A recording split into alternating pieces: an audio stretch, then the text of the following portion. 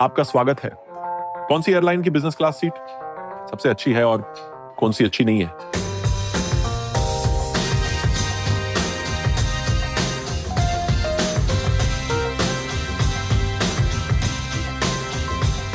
आप में से ज्यादातर लोग सहमत होंगे।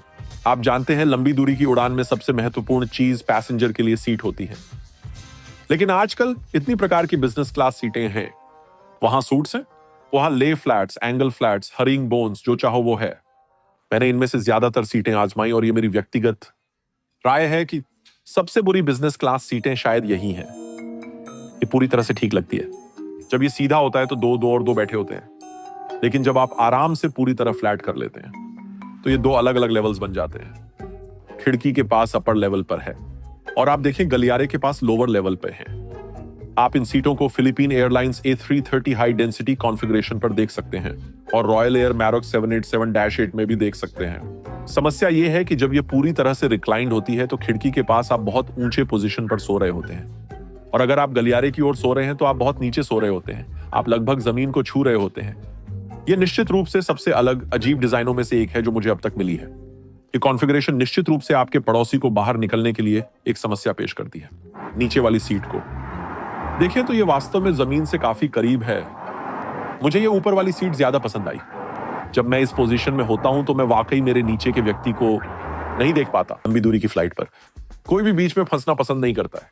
इकोनॉमी में ये परेशानी है कि आपके लेफ्ट और राइट में पैसेंजर्स होते हैं, लेकिन कभी कभी बिजनेस क्लास में भी आपको भी यही समस्या देखने मिलेगी। उन एयरलाइनों में 2, 3 और 2 बिजनेस क्लास कॉन्फ़िगरेशन में है। ये मुख्य रूप से बोइंग 777 में पाए जा सकते हैं। इसलिए एमिरेट्स के पास बहुत सारे 777 हैं जो पुराने कॉन्फ़िगरेशन 232 में हैं। इथियोपियन एयरलाइंस के पास ये हैं, टर्किश एयरलाइन के पास ये हैं, कोरियन एयर, फिलीपीन एयरलाइंस और इजिप्ट एयर्स कुछ एयरलाइन हैं जो अपने 777 को इन पुराने कॉन्फ़िगरेशन में चलाती हैं। तो ये 777 2000 के दशक के अंत और 2010 के शुरुआत में आया। अब वे मिड लाइफ तक पहुंच गए हैं और केबिन के रिफर्बिशमेंट की आवश्यकता है, लेकिन सभी सप्लाई चेन्स की धीमी गति और नए विमान की देरी से डिलीवरी के कारण इस विमान को सेवा में आने के लिए अधिक समय लगेगा। तो मैं आपको एक छोटा सा टिप देना चाहता हूं। अगर आप एमिरेट्स बोइंग 777 बिजनेस क्लास में यात्रा कर रहे हैं तो रो 6 या 8 प्राप्त करने का प्रयास करें। ये रो आमतौर पर इन्फेंट्स और हैंडीकैप्ड पैसेंजर्स के लिए रिजर्व्ड होती है, लेकिन आप जानते हैं कि वे ऑनलाइन चेक इन या चेक इन डेस्क पर रिक्वेस्ट करने पर उपलब्ध हो जाती हैं। ये रोल्स बिजनेस क्लास के प्रत्येक केबिन क्षेत्र में फर्स्ट रोल हैं और ये आपको अधिक प्राइवेसी देती है और अधिक कंफर्ट भी देती है। सबसे खराब बिजनेस क्लासेस एयर न्यूजीलैंड और वर्जिन अटलांटिक पर आप देख सकते हैं। आप इन्हें एयर न्यूजीलैंड 777, 787 और वर्जिन अटलांटिक 787 और A330-300 पर देख सकते हैं। तो ये हेरिंग बोन सीट्स हैं, लेकिन खिड़की की तरफ देखने के बजाय ये खिड़की से दूर देखते हैं, ये अंदर की ओर देखते हैं। इसीलिए आप अपने फेलो पैसेंजर्स का चेहरा, फेलो पैसेंजर्स के पैर देख सकते हैं और फिर इसमें बहुत कम प्राइवेसी होती है।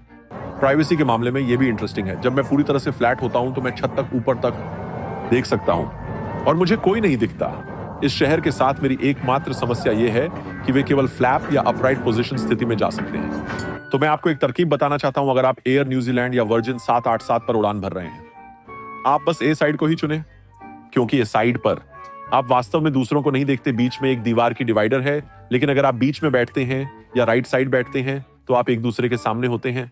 इसलिए ए साइड पर अधिक प्राइवेसी है।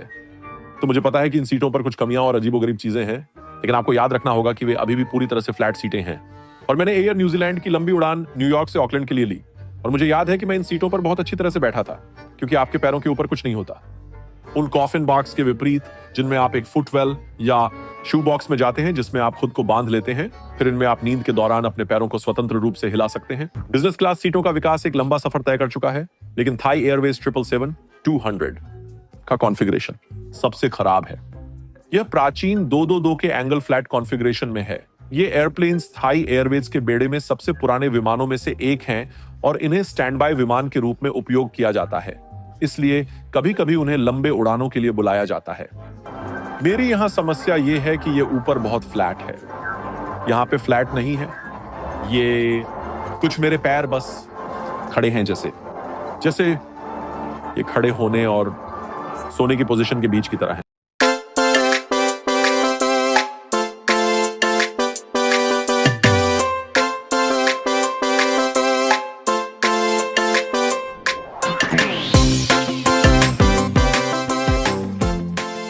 सीमित जगह का उपयोग करने के लिए अधिक स्मार्ट होता जा रहा है। इनमें से कुछ सीढ़ीदार सीट्स जिन्हें 1-2-1 कहा जाता है, वास्तव में 1-2-1 नहीं है। अगर आप देखने पर ध्यान दें तो वे 2-4-2 होती हैं। जिस तरह से वे सीट्स को डिजाइन और सीढ़ीदार करते हैं, नतीजा यह है कि सीट्स बहुत नैरो हो जाती हैं। तो मेरे पास ठीक वही अनुभव टर्किश एयरलाइंस A350 और उनके 787 पर भी है। उनके पास समान सीटें हैं।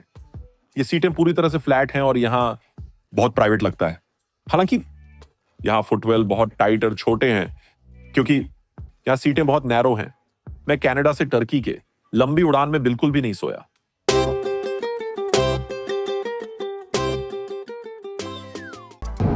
पिछली रात मैं बिल्कुल नहीं सो पाया। ये रात बिल्कुल अच्छी नहीं थी। पता नहीं मेरे साथ क्या हुआ। बस बिस्तर काफी ज्यादा छोटा था और सीटें भी बहुत करीब थीं। आप जानते हैं, मैं सच में आशा करता हूं कि यह सिर्फ मेरे साथ लास्ट टाइम ही हो रहा हो। और दूसरी तरफ आप जानते हैं, टर्किश एयरलाइंस के 777 लॉन्ग हॉल एयरक्राफ्ट में 232 बिजनेस क्लास है। इन सीटों में बहुत कम प्राइवेसी होती है, लेकिन सही में हर कोई इन सीटों पर बहुत अच्छी तरह से सोता है क्योंकि ये सीटें लंबी होती हैं, सीधी आगे की ओर होती हैं, एंगल पर फ्लैट नहीं होती हैं और आपके पैर के ऊपर कुछ भी नहीं होता है। तो आपने देखा कि बिजनेस क्लास सीटों में हमेशा फायदे और नुकसान होते हैं। शर्म करने वाली अगली बिजनेस क्लास सीट जो कि लुफ्थांसा है। उनके पास बहुत पुरानी 2-2 और 2 बिजनेस क्लास सीटें हैं। वास्तव में उनके हर एक प्रकार के विमान पर मैं उन्हें कुछ क्रेडिट्स देने जा रहा हूं क्योंकि एक पैसेंजर के रूप में आप ये उम्मीद कर सकते हैं कि लुफ्थांसा 330 या 340 या 747 या 380 पर उड़ान भरते समय कोई बदलाव नहीं होगा। हमेशा सेम प्रोडक्ट्स एक्सपेक्टेड होते हैं। लेकिन लुफ्थांसा अब कुछ विमानों को अपग्रेड करने वाली है, खासकर 747-8 को। वे 350 और 787 को एलेग्रा में अपग्रेड कर रहे थे, है ना? तो उम्मीद है कि वेरिएशंस अधिक से अधिक होने लगेगी। इसलिए यह किस्मत की बात होगी कि आपको नया प्रोडक्ट मिल रहा है या पुराना प्रोडक्ट। साथ ही लुफ्थांसा एयरलाइन ने यह बिल्कुल स्पष्ट कर दिया है कि A330, A340 और 747-400 को नए प्रोडक्ट में जल्दी कॉन्फ़िगर नहीं किया।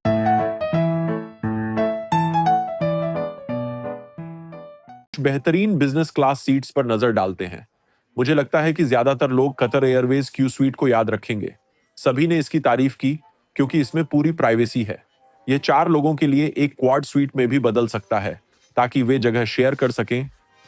और मैं आपको बताऊं तो मैं हाल ही में फर्नबोरो एयर शो गया था जहां उन्होंने क्यू सूट्स की नई जनरेशन लॉन्च की थी। यह काफी इंप्रेसिव है।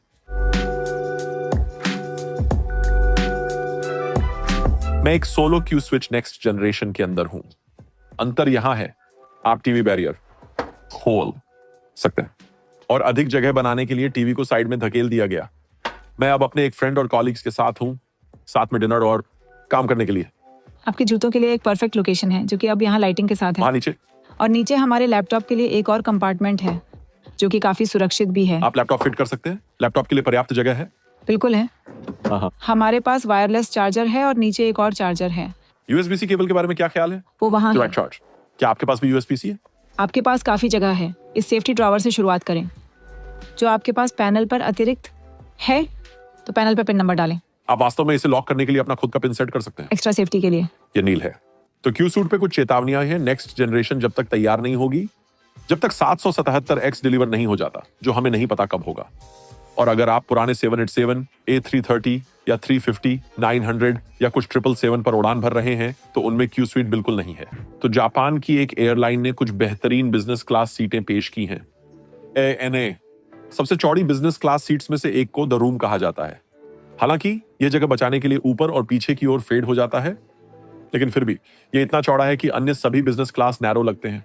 हम द रूम का आनंद ले रहे हैं। ये मेरे नेक्स्ट डोर नेबर है, लेकिन वास्तव में ये बहुत चौड़ा है। इसमें हम दोनों फिट हो सकते हैं। आप ये दरवाजा बंद कर सकते हैं। हाँ। तो चलो। Oh wow. हाँ। यहाँ क्या है?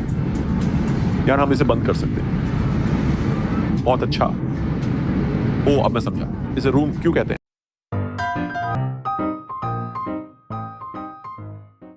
जापान एयरलाइंस ने हाल ही में अपने A350-1000 के बिजनेस क्लास को अपग्रेड किया है। अपने जूते के कवर पहन रहा हूं क्योंकि हम अंदर जाने वाले पहले लोगों में से एक होंगे। ये ब्रांड न्यू 350 है।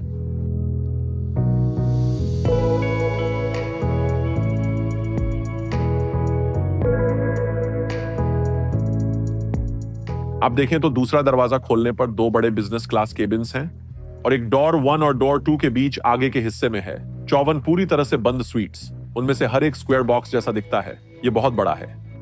लेकिन जो मजेदार है वह यह है कि इस विमान पर यह दुनिया का सबसे पहला स्टेरियो फ्री हेडरेस्ट दिया गया है, तो आप आराम से बैठकर फिल्म देख सकते हैं। ना हेडफोन, ना एयरपॉड्स, इसके बजाय चारों ओर से सराउंडेड साउंड आप देखें तो ये उसमें इंटीग्रेटेड है। स्पीकर शायद गिर गया है। साउंड हेडरेस्ट में बनाई गई है ताकि आप सुन सकें। बिल्कुल। आपको अब और हेडसेट पहनने की जरूरत नहीं है और अब आपको नींद में एयरपोर्ट बाहर निकल जाने की चिंता नहीं करनी। अगली एयरलाइन जिसकी बिजनेस क्लास बहुत अच्छी है वो एयर फ्रांस है। एयर फ्रांस 777-300ER की लॉन्च कस्टमर है। उन्होंने पहली बार इसे 2004 में प्राप्त किया था और वे अब आकाश में उड़ने वाले सबसे पुराने एयरक्राफ्ट में से एक हैं। इसलिए वे रिफर्बिशमेंट के लिए तैयार हैं। इसलिए एक एक करके वे पुराने कॉन्फ़िगरेशन को बदलकर सुंदर 121 कॉन्फ़िगरेशन में बदल रहे हैं। नीले रंग की सीटों के साथ बहुत अच्छी सुंदर डिजाइन। विशेष रूप से बल्कहेड रोड्स पर सीट में एक्स्ट्रा फुटवेल स्पेस होता है जो बहुत बड़ा है। तो ये एक चलन है जो इन दिनों अधिकतर एयरलाइंस बिजनेस क्लास में कर रही है। प्राइवेसी डोर्स जोड़ रही हैं। हाल ही में कैथे पैसिफिक ने अपनी आरिया स्वीट्स पेश की है। ये एक दरवाजे के साथ आता है। हाल ही में मलेशिया एयरलाइंस ने पहला A330 नियो विमान प्राप्त किया जो एक दरवाजे के साथ आता है। और साथ ही एटिहाद, वे अब अपने 787 सीटों को पूरी तरह से प्राइवेसी डोर के साथ अपग्रेड कर रहे हैं। मेरी पुरानी पसंदीदा बिजनेस क्लास सीटों में से एक को एपेक्स स्वीट कहा जाता है। आप उन्हें कुछ एयरलाइनों पर देख सकते हैं जैसे कि gulf air, Oman air, Korean air और जापान एयरलाइंस के सिलेक्टेड एयरक्राफ्ट्स पर। यह एपेक्स स्वीट बहुत ही सीधा साधा है।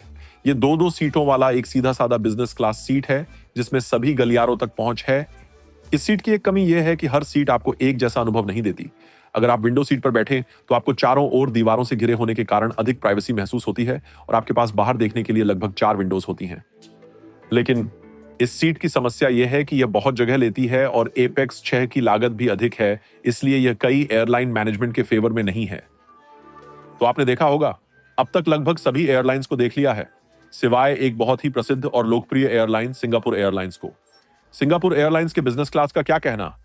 लंबी दूरी की सिंगापुर एयरक्राफ्ट A350 और 777 पर उनके पास ये बहुत ही आरामदायक, बहुत चौड़ा 1, 2 और 1 सीट वाला है जो वास्तव में बहुत प्रभावशाली है। हालांकि मैं ये भी कहूंगा कि यह बिजनेस क्लास की सबसे अजीब सीटों में से एक है जिस पर मैं कभी बैठा हूं। तो मुझे लगता है कि ये एक फर्स्ट वर्ल्ड प्रॉब्लम है और ये वास्तव में चौड़ा है।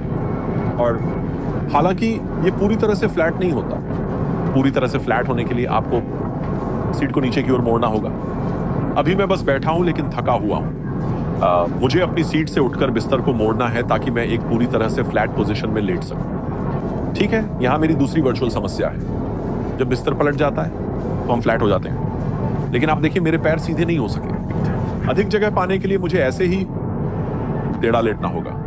अब तक हमने सिर्फ बिजनेस क्लास सीटों की बात की है ना? अगर आप इकोनॉमी यात्री हैं तो अब हम आज के वीडियो के अंत में पहुंच चुके हैं।